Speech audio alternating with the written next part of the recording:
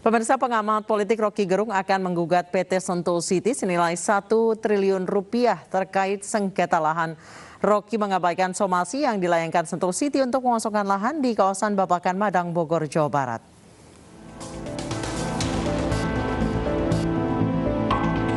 Pengamat politik Rocky Gerung akan menggugat PT Sentul City Tbk senilai 1 triliun rupiah terkait sengketa tanah. Rocky menegaskan ia menguasai sebidang tanah dan bangunan di Babakan Madang, Bogor, Jawa Barat. Di mana sebelumnya PT Sentul City meminta Rocky mengosongkan dan membongkar bangunan ini. Pihak Sentul City telah 3 kali melayangkan somasi kepada Rocky Gerung untuk mengosongkan lahan yang dihuni Rocky selama 12 tahun. Perusahaan properti ini mengklaim memiliki bukti sertifikat atas tanah. Dasar somasi tersebut karena kami adalah pemegang yang sah atas bidang tanah bersertifikat SHGB di Desa Bojongkoneng, Kecamatan Babakan Madang, kan bahwa somasi tersebut bukan hanya dilayangkan kepada Bapak Rocky Gerung pribadi. Beberapa pihak yang menduduki tanah kami secara ilegal juga kami somasi. Tak hanya Rocky Gerung, Sentul City juga mensomasi sejumlah warga pemilik tanah dan bangunan di kawasan ini karena mengklaim memiliki hak penuh atas tanah di lokasi. Sentul City memberi waktu 7 hari untuk mengosongkan lahan. Jika tidak, Sentul City akan mengerahkan Satpol PP untuk penertiban.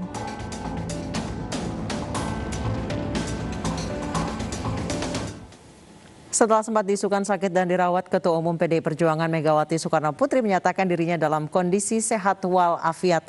Membuktikan dirinya sehat, Megawati muncul secara daring memimpin pertemuan virtual para kader PDI Perjuangan.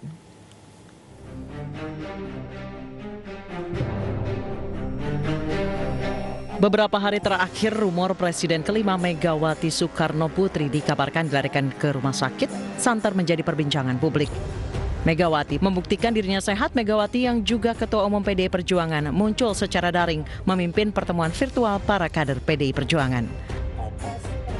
Didampingi Bendahara Umum Oli Dondo Kambe dan Ketua DPP Eriko Sotarduga, Megawati hadir secara fisik dan menyampaikan terima kasihnya atas perhatian dari para kader. Megawati bahkan menahan haru karena perhatian yang diberikan. Alhamdulillah, saya dalam keadaan sehat walafiat, tidak kurang suatu apapun, dan terima kasih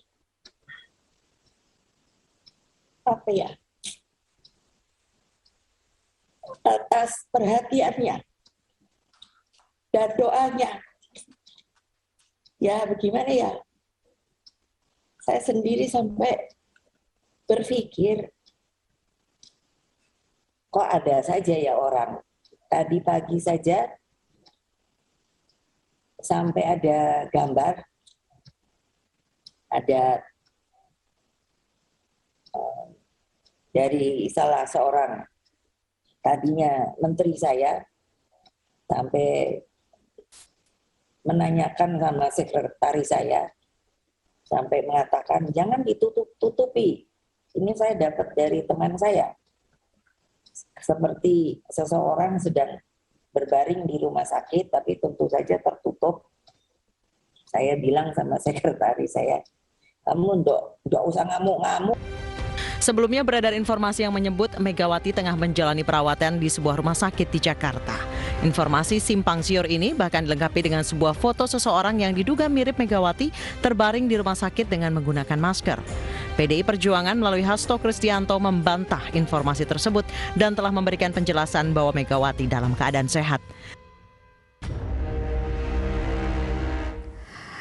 Pemirsa, Partai Demokrat versi KLB Deli Serdang menyelenggarakan acara Hari Jadi di sebuah hotel di Tangerang Selatan. Namun acara ini akhirnya dibubarkan oleh DPD Partai Demokrat Provinsi Banten versi AHY.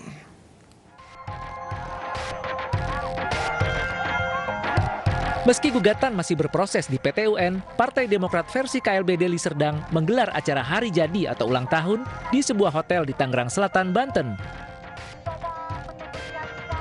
Namun acara ini digeruduk oleh DPD Partai Demokrat Provinsi Banten versi AHY yang dipimpin Iti Oktavia Jayabaya dengan menggelar orasi.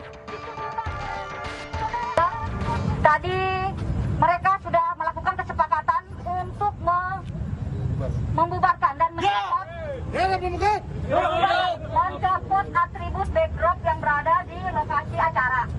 Sementara itu, Partai Demokrat versi KLB Deli Serdang menyatakan perayaan hari jadi tersebut merupakan acara para pendiri Partai Demokrat dan bukan acara DPP Partai Demokrat pimpinan Muldoko. Keputusan tidak sah oleh Kementerian Hukum dan HAM rupanya belum membuat padam semangat anggota Partai Demokrat versi KLB Deli Serdang pimpinan Muldoko.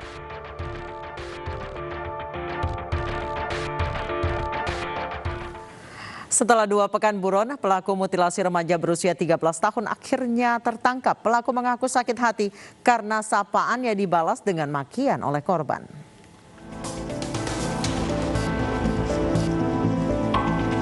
Misteri pembunuhan bocah 13 tahun di Batang Gansal, Kabupaten Indragiri, Hulu Riau akhirnya menemui ujungnya. Polisi berhasil menangkap pelaku yang memutilasi korban berinisial BFR. Titik terang penyelidikan ditemukan polisi dari sejumlah saksi yang diperiksa. Pelaku sempat mengelak saat dituduh, namun akhirnya mengakui perbuatannya. Pelaku mengaku sakit hati karena sapaan dibalas dengan makian oleh korban. Pada 27 Agustus lalu, pelaku pun membunuh korban. Pengungkapan kita lihat dari kecurigaan, ya, ada informasi inisial PM. Setelah kita coba interogasi, kita tanyakan, yang bersangkutan awalnya tidak mengaku. Sempat melibatkan orang lain. Kita tanya terus, kita cek, kita dibantu dengan Catarnas Polda, termasuk dengan dari Polsek Batang Gansal. Lama-lama akhirnya dia mengaku. Dari tangan tersangka, polisi menemukan barang bukti 1 buah kapak, sepasang sepatu, dan sepeda motor pelaku. Akibat perbuatannya, tersangka dijerat pasal berlapis tentang pembunuhan dengan ancaman 20 tahun penjara.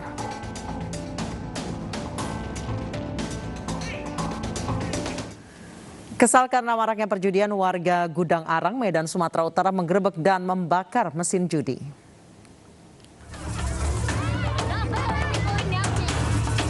Empat mesin judi tembak ikan dan jackpot dibakar warga Gudang Arang, Kecamatan Medan Belawan, Medan, Sumatera Utara. Warga yang didominasi perempuan itu kesal karena sering mendapati anak laki-laki dan suaminya bermain judi.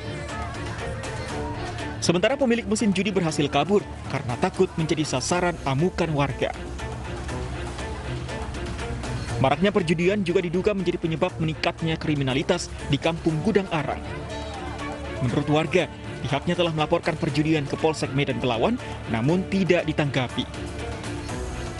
Tindong ya. Berapa banyak? 4 buah. Dari mana itu?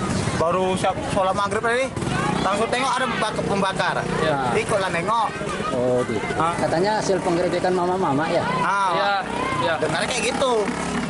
Warga berharap pihak yang berwenang dapat memberantas perjudian di kawasan Medan Belawan serta memberikan rasa aman di tengah sulitnya memenuhi kebutuhan hidup.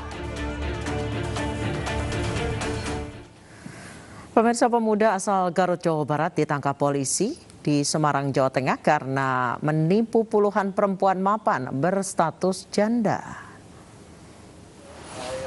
Saat menjalankan aksinya, pelaku bermodal mobil sewaan dan mengaku bekerja di perusahaan besar. Puluhan perempuan berstatus janda mapan terbius rayuan hingga rela mengeluarkan uang puluhan juta rupiah. Apalagi ia menjanjikan menikahi para korban saat melakukan pendekatan. Ancaman hukumannya disubsidiakan. Dan pemirsa, kita bergabung dengan rekan Kristadi di Semarang, Jawa Tengah untuk mengetahui motif penipuan terhadap 10 janda. Selamat malam, Kristadi. Malam, Anissa. Baik, Kristadi, motif pelaku ini sebenarnya apa? Apakah semata-mata ekonomi? Sebenarnya setelah diungkap oleh petugas unit ekonomi Polrestabes Semarang, pelaku mengaku bahwa mereka pelaku itu memang membutuhkan uang dari para korbannya. Demikian, Anissa. Seperti apa modusnya? Pelaku ini menggait korbannya dengan modus lewat aplikasi kencan, yang dimana di dalam aplikasi tersebut banyak member-member atau calon korbannya yang berstatus janda di Kota Semarang. Demikian. Baik. Apakah ada 10 perempuan single atau perempuan janda yang menjadi target penipuan pelaku? Ini memang menargetkan secara khusus para janda atau bagaimana? Dari laporan korban selama ini yang masuk di Polrestabes Semarang, ada 5 wanita yang semuanya berstatus janda. Setelah dilakukan penyelidikan oleh pelaku, mengaku bahwa setidaknya ada 10 yang menjadi korban.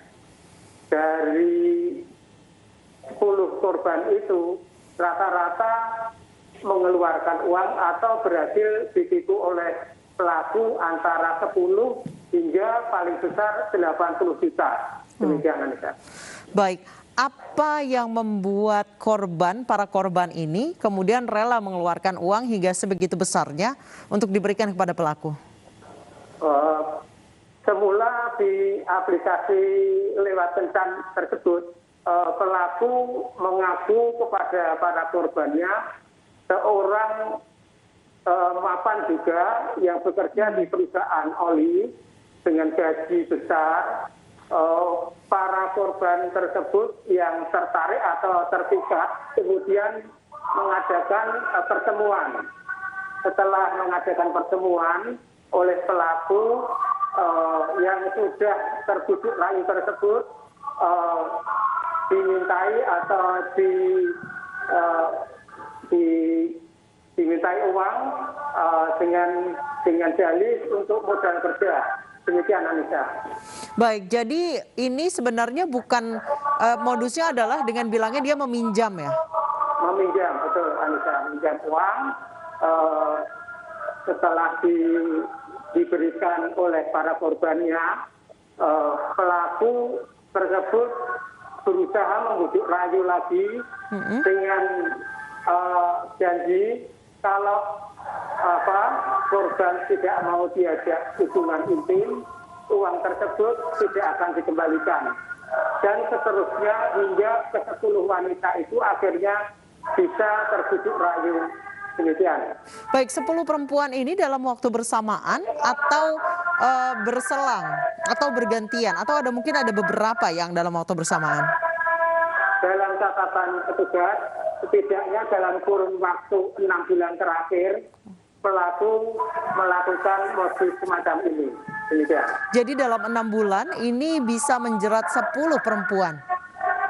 Betul, Anissa. Ini 10 perempuan ini tinggalnya semuanya di Semarang atau di berbagai wilayah? Umumnya berada di Kota Semarang. Dan mereka termasuk wanita-wanita yang mapan. Salah satunya mungkin ada sebagai perawat, ada sebagai sekretaris, demikian. Baik, sejauh ini dari penyelidikan polisi, ini berdasarkan laporan berapa perempuan, apakah kemudian ada posko yang dibuka polisi jika kemungkinan bertambahnya korban? Semula ada beberapa, terus petugas menghimpun hingga ada 5 perempuan yang melakukan laporan di Mapolrestabes Semarang. Baik, apa yang dijeratkan kepada korban oleh polisi? Kepada pelaku oleh polisi? Polisi menjerat pelaku dengan pasal 378 tentang penipuan dengan ancaman 5 tahun penjara. Baik. Terima kasih Kris Tiadi melaporkan langsung dari Semarang, Jawa Tengah. Pemirsa, seorang remaja tega membuang bayi kandungnya ke dalam sumur. Kami akan hadirkan informasinya usai jeda.